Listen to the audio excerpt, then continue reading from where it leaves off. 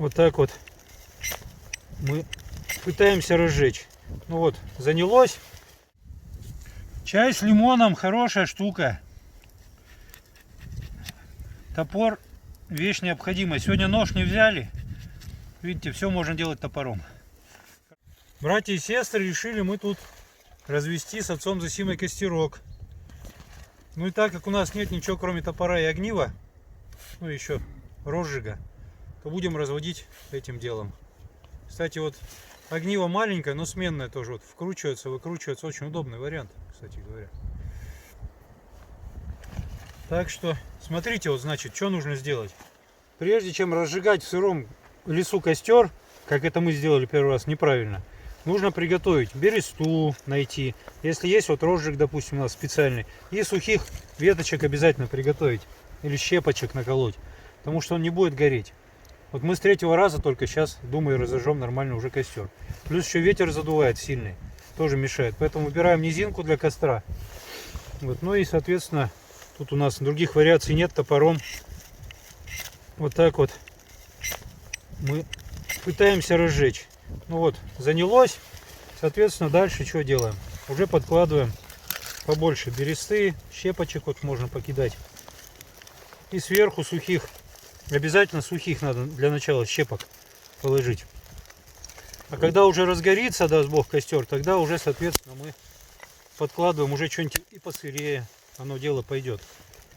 Вот. Я еще раз свое мнение выскажу по поводу огнива. Современные выживальщики, причем такие серьезные даже, вот, они говорят, что зачем это огниво, вот спички есть, зажигалки сейчас есть. Ну да, оно все есть, как бы сказать.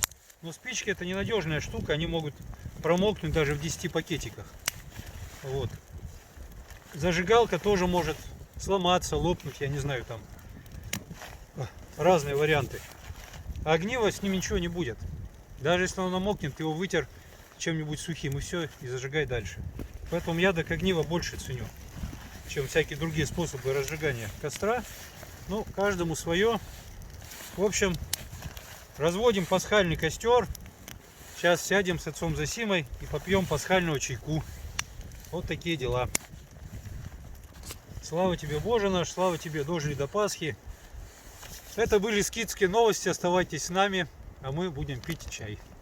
Аминь. Чай с лимоном хорошая штука.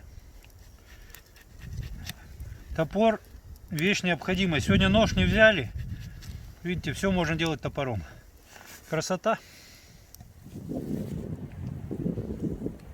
Сеструшки наготовили нам вкусных пасхальных пирогов. Короче говоря, такой состав ум отъешь. Тунец, яйцо, специи какие-то. Очень вкусно.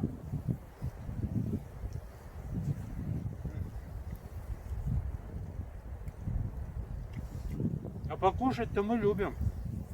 Да, Найда?